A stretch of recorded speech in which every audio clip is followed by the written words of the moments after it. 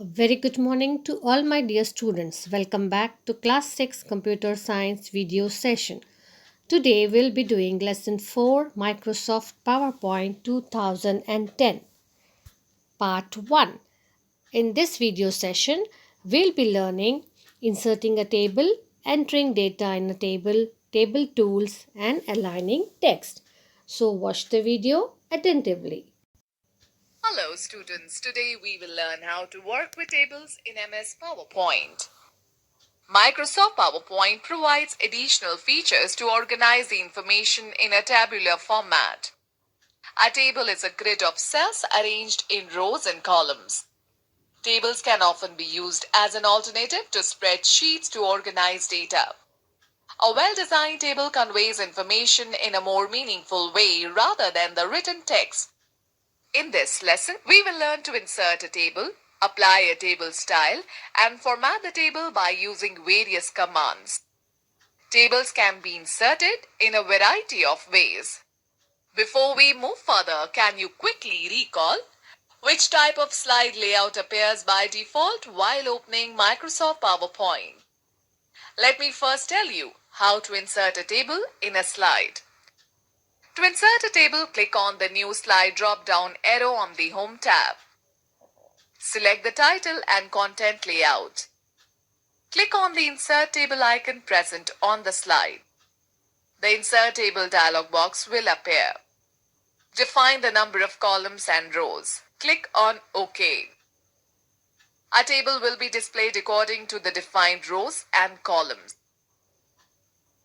Let me share a tip with you. Click on the Insert tab and select the tip table, then go to Draw Table option to draw a table. Students, let's know more. We can insert a table in a slide by clicking on the Table option on the Insert tab. A menu will appear. Drag the mouse over the table grid to select the number of columns and rows you want in the table. Now, let us learn how to enter data in a table. After inserting table in a slide, follow the steps given below to enter column headings or row entries. Place the mouse pointer in the first cell of the table and type heading. Press the Tab key to take the insertion point to the next cell. Type heading for the next cell. Similarly, we can insert data in the table using the Tab key or arrow keys or mouse.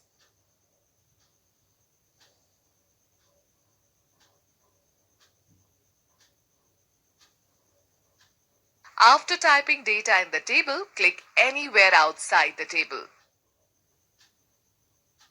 Students, do you know?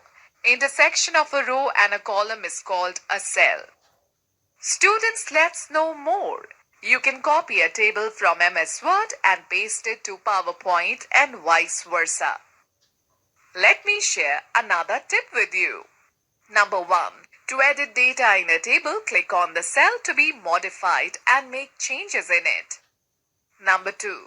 To insert new rows in a table, place the insertion point in a cell. Click on the right mouse button. Select the Insert option and click either on the Insert Rows above or Insert Rows below sub-option. You can also select any of the options from the Rows and Columns group on the Layout tab.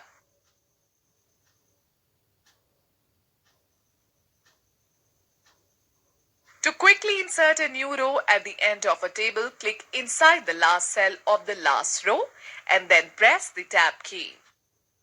Number 3. To apply different background colors, select the table by clicking anywhere on its border. Click on the Shape Fill button in the Drawing group on the Home tab. Select a color of your choice. Number 4. To delete a row or a column from a table, select the row or column you wish to delete. Click on the Delete button in the Rows and Columns group on the Layout tab. Select the required option. Students, let's take a recall. What is a table? Students, let me now tell you about table tools. When you insert a table in PowerPoint 2010, a new tab, Table Tools, appears. You will find various tools and commands present on its Design and Layout tabs, such as Borders, Shading, Draw Table, Table Styles, Merge Cells, Split Cells, etc. These tools are helpful while formatting a table in the slide.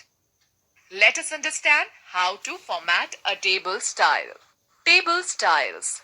When you insert a table, PowerPoint automatically applies a table style to the table. You can view various styles in the Table Styles group on the Design tab under the Table Tools tab. To apply a table style, first select the table. Click on the Design tab to access all the table styles and other options of this tab. Hover the cursor over any table style to see its live preview on the slide. Click on the More drop-down arrow of the Table Styles group to view all the options. Click on the desired style to select it.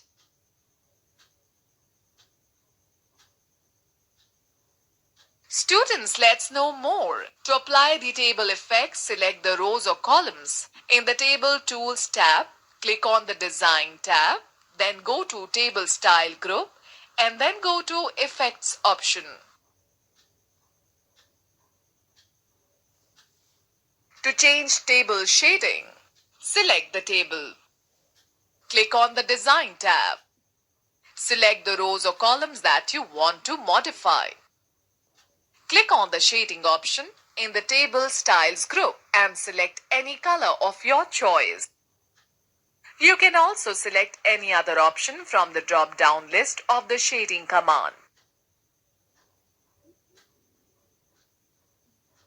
To apply a border, Microsoft PowerPoint allows you to add border to a table. Border helps to improve the appearance of a table. Select the cells or rows or columns you want to modify. Click on the Borders button in the Table Styles group on the Design tab. Select the All Borders option from the drop-down menu. Border will be applied on the selected cells or rows or columns. Border color. The pen color tool is used to change the cells or rows or columns border color. Select the table. Click on the pen color button in the Draw Borders group on the Design tab. A color palette appears. Choose the required color. The mouse pointer changes to a pencil shape. Click on the left mouse button on the border whose color you wish to change, or simply drag the mouse onto the cell border and release the button. The line color will be changed. Students, do you know that to erase a line of a table, click on the Eraser tool in the Draw Borders group on the Design tab of Table Tools tab. Position the mouse pointer on the line that you want to erase and click on it. Border Style. This tool is very helpful in changing the line style of a table. Select the table and click on the Pen Style list box on the Design tab under the Table Tools tab. A drop-down menu appears. Select the required style. The mouse pointer changes to a pencil. Place the mouse pointer on any border of the table and click on it, or drag the mouse pointer on it. Observe the change. Students, let's know more. To change the thickness of the border line, select the table. Under the Table Tools tab, click on the Design tab, then go to Draw Borders group, Pen Weight tool. Select any border width from the drop-down list. The pointer changes to Pencil tool. Drag the pointer over the border line and release the button. Alright students, now let us talk about aligning text. Alignment refers to the positioning of text in a table, cell, or row or column. By default, the text is aligned to the top of a cell. You will find 6 alignment buttons on the Layout tab, which are Align Text Left, Center, Align Text Right, Align Top, Center vertically, and Align Bottom. Select the cells or rows or columns whose text alignment you wish to change.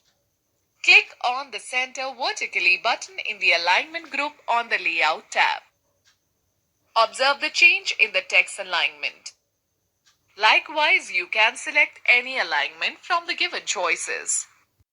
Children, note down the homework for today. Work out the exercises in your computer textbook. On page number 34, bit A fill in the blanks and bit B state true or false. So that's all for today. Meet you in the next class. Bye bye. Have a nice day.